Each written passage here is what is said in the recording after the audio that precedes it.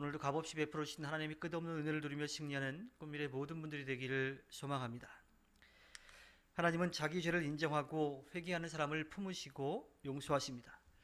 그런데 이런 이야기들을 우리가 믿고 고백하는데 문제는 이것을 겸손한 마음으로 받아들이는 것이 아니라 당연한 마음으로 받아들이고 있다고 하는 겁니다. 하나님의 용서를 쉽게 생각하는 사람들이 있어요. 하나님 앞에서 죄를 고백하고 용서를 구하면서도 마땅히 나는 그렇게 용서받을 존재이다 라고 생각을 하는 거죠. 마치 용서받을 권리가 있는 것처럼 행동합니다. 그리고 하나님은 우리를 용서해 주셔야 할 의무가 있다고 생각을 하는 거죠. 하나님이 어떠한 분이신지를 안다라면, 또 우리 자신이 어떠한 존재인지를 안다라면 이러한 마음으로 그렇게 행동할 수는 없을 겁니다. 오늘 시인은 지나간 세월을 돌아보면서 자기가 지은 죄를 떠올렸고요. 또 그 가운데에서도 나름 하나님을 떠나지 않기 위해서 부단히 노력했던 일들도 떠올립니다. 그러면서 혹시라도 하나님께서 나를 용서해 주시지 않으면 어떻게 하나 하는 걱정도 가지고 있습니다. 회개하는 사람의 마음이 바로 이래야 합니다.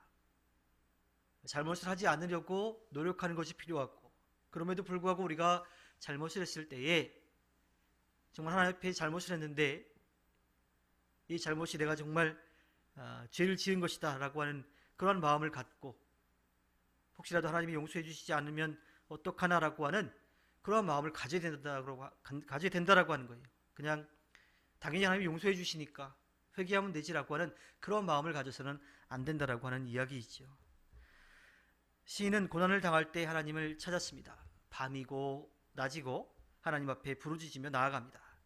손을 들고 하나님께 기도하기도 합니다.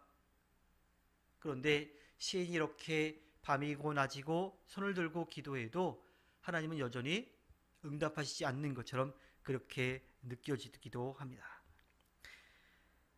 하나님께 부르짖는 즉시 확실한 응답이 온다면 얼마나 좋겠어요. 그런데 하나님께서 그렇게 응답하실 때도 있지만 그렇지 않고 하나님의 때를 기다리도록 하시는 경우도 있습니다.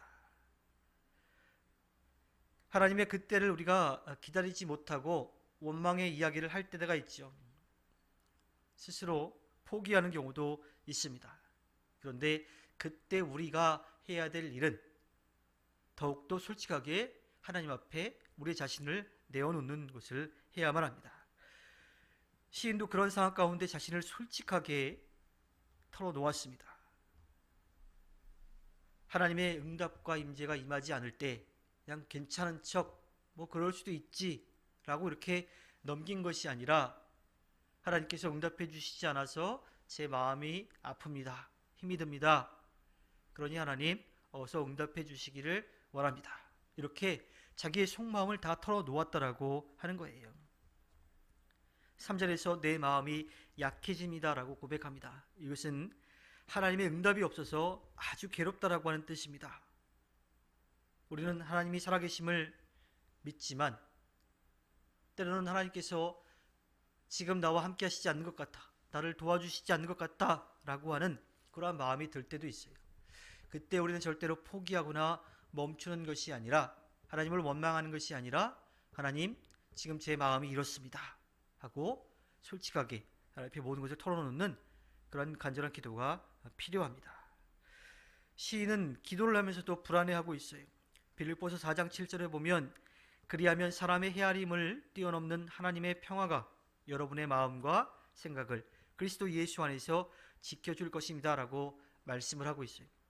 기도하면 하나님의 평화가 우리 마음과 생각을 지키신다는 약속이 분명히 우리에게 있지만, 그것을 우리가 온전히 믿고 의지하며 나아가기가 참 어려워요. 근심이 그냥 사라져버리지 않습니다. 답답한 마음이 있지요. 이것 자체도 우리의 연약함을 나타내고 있습니다. 우리는 기도만 하면 그냥 평화를 찾는 그런 단순한 존재가 아닙니다. 기도하면서도 여전히 불안해해요. 그만큼 우리의 믿음이 연약하다라고 하는 것을 우리는 인정할 수밖에 없는 거죠. 4절에 보면 주님께서 나를 뜬 눈으로 밤을 지새우게 하시니 라고 이야기합니다. 얼마나 힘이 든지 잠이 오지 않을 정도예요. 불면증에 시달릴 정도였습니다. 이것 또한 우리의 연약함을 나타내고 있지요.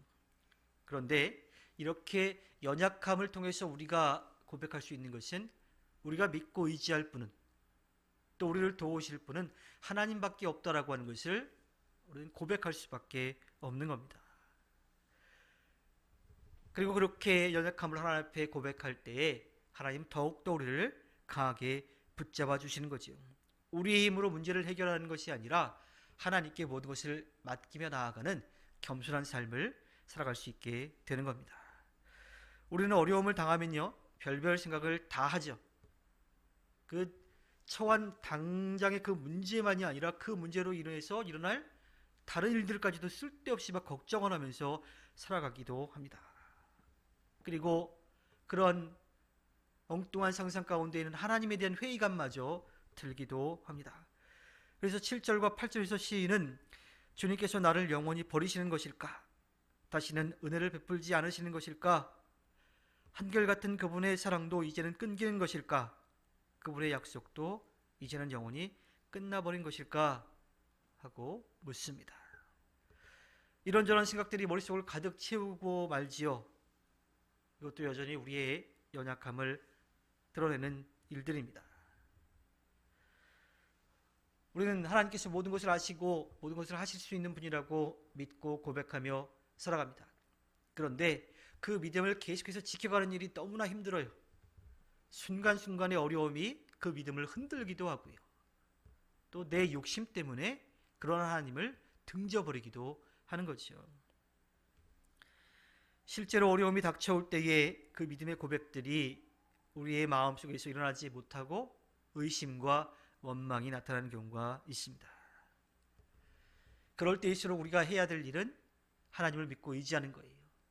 내 힘으로 할 수 없다라고 하는 겸손한 마음을 가지고 하나님을 인정하면서 살아가야 합니다.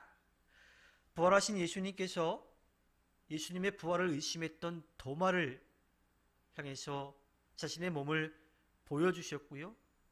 그에게 격려해 주셨습니다.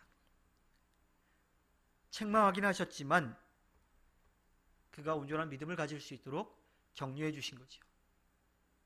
책망하긴 하셨지만 그 책망의 말씀 가운데에 도마를 사랑하는 그 마음이 있었던 겁니다.